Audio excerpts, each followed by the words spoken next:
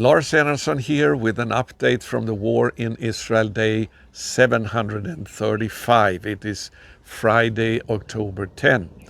Well, yesterday there was a breakthrough in the hostage negotiations where an agreement was signed between Israel and Hamas that Hamas will now be forced to release all the remaining hostages in Gaza, both the living and the dead, within 72 hours after Israel late last night in the government approved this deal with Hamas. But the situation is still very, very dangerous. The war continued all day yesterday in Gaza, and unfortunately one more Israeli soldier was killed in battle. So Israel is now forced to withdraw back to a position where they continue to control approximately 50% of the Gaza Strip.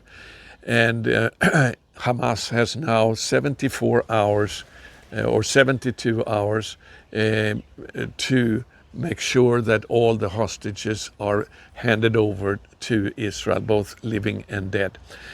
Hamas has said that they do not know still where all the dead hostages are, and experts have now arrived in Gaza from Turkey and Qatar to help Hamas locate the dead hostages. And Israel will have a very difficult task when these bodies are returned to make sure in a very quick time that it is actually the real bodies of those who are hostages in Gaza. Hamas has fooled Israel before in this matter, where they have returned bodies from Arabs instead of the true bodies of the hostages. So we can expect that there will still be some difficulties here before everything has come to a fruition that all of the hostages are back. So we need to continue to pray. Israel has had to pay a very heavy price for these hostages in that they have now they are obligated to release around 2,000 Hamas and other terrorists from prisons in Israel, and among them are very heavy, those with life sentences because of terror acts against Israel. In other words, terrorist leaders that will be released. However, Israel refused to release the most top leaders in Israeli prisons among the terrorists. For instance, Marwan Barghouti, that Hamas demanded that he would be released. Israel has refused, and it's we will see if that will be an issue that Hamas will use to refuse to give up the hostages that they have signed off on that they will release. Ben Gvir in the Israeli government, who is on the right-wing faction, he asked a question last night to Jared Kushner, who has been part of negotiating this deal. He said, would you have signed a deal with Adolf Hitler? Because this is what we are doing now. Hamas is nothing but Hitler, the Hitler of today. So there is no guarantees. This is a terrorist organization known to break agreements.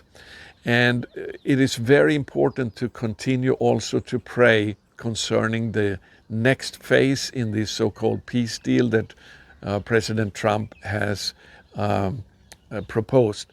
According to the foremost expert in Israel, Amit Sagal, on these matters of war, he said that, in my opinion, there will be no more phase, because I cannot see that Hamas will agree to lay down their weapons.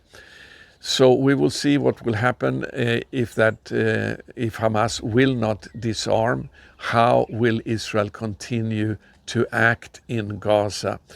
According to Prime Minister Netanyahu, he has received guarantees from President Trump that Israel will be free to act militarily in Gaza if Hamas will not disarm. So this is very, very important that we continue to pray, because as one expert said, if Trump will oppose Israel every time that they act now in Gaza, if Hamas breaks the deal, then Israel will not accomplish its war goals. So there is a reason for much rejoicing right now, and we are very grateful for what has happened so far. But there is a potential that this could lead to very bad consequences for Israel. The war is not over. One of the advisors to the leader of Iran, Khamenei, he said yesterday that this ceasefire in Gaza will probably mean the end of the so-called ceasefire on the other fronts that Iran controls with Israel.